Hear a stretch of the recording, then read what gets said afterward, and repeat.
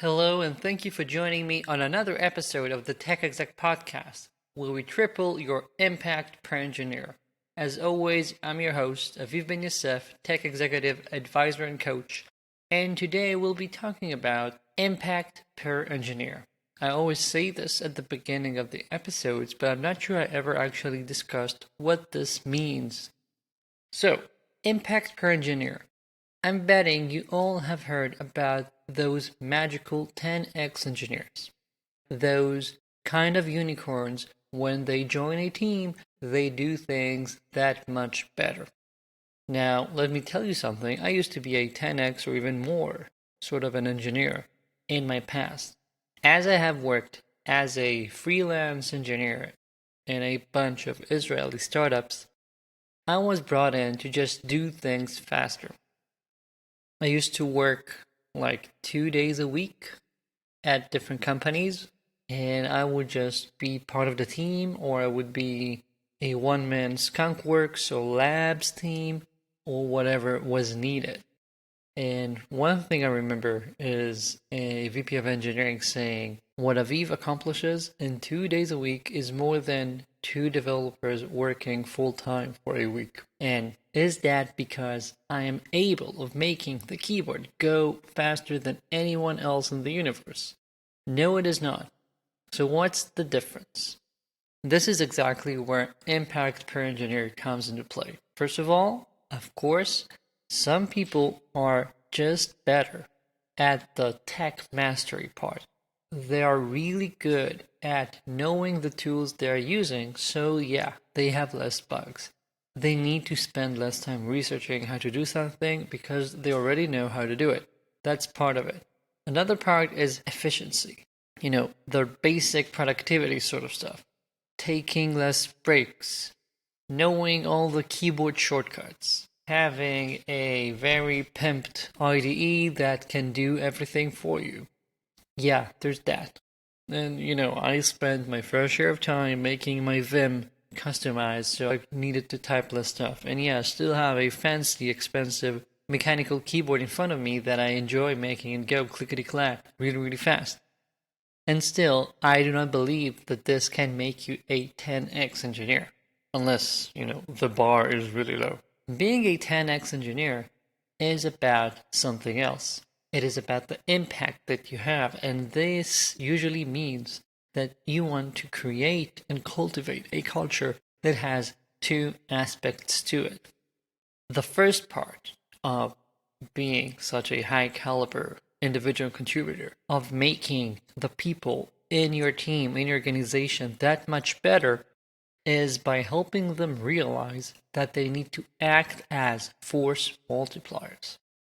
That means that 10x doesn't mean that they are 10 times better than people around them, but they try and see where they have specific leverage that can help others around them become better.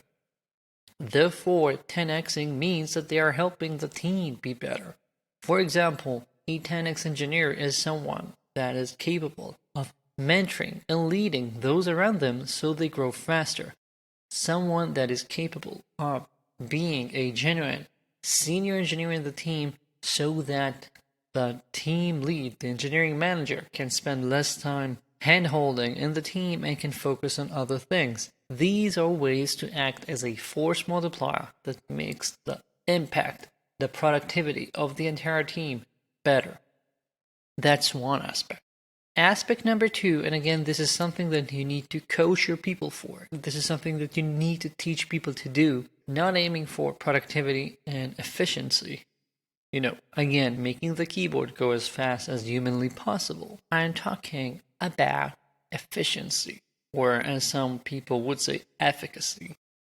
Are we doing what we're supposed to be doing? Is what we're doing the best thing we could be doing at this point? And this puts aside tech mastery and focuses on product mastery. I want engineers who know when to ask, hey, is it really a good idea to spend so much time on that specific feature?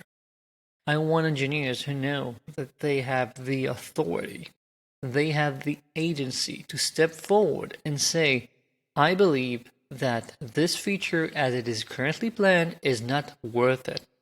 And they help us make a better product. They help us make better decisions so we get a better ROI on engineering time. This is how you increase impact per engineer. Engineers are not just working more time. We don't want that.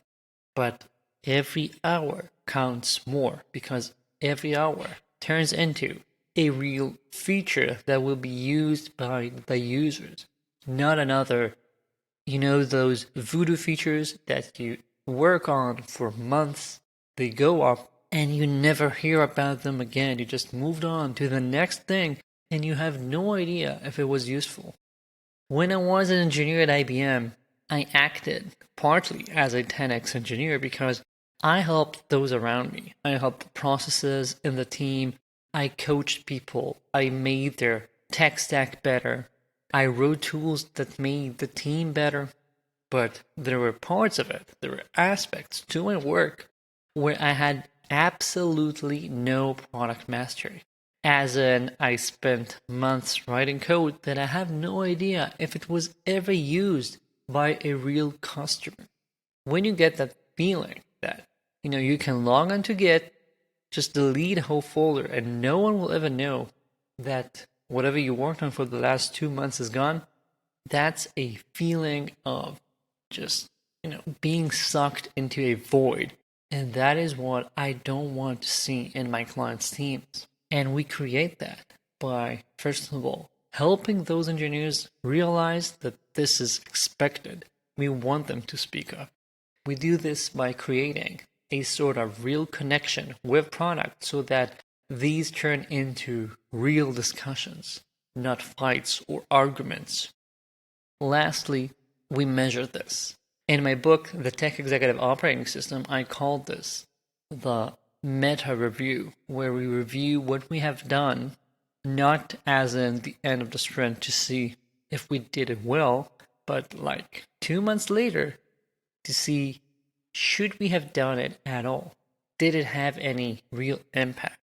And this is a closure for both engineering and product. So next time we can say, hey, this looks like that big feature we did that didn't really matter. Can we snip this so it is just the core?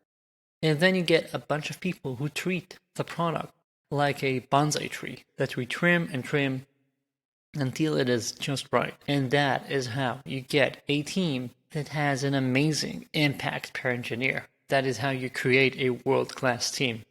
And that is what I have for you this week. Thank you for joining me.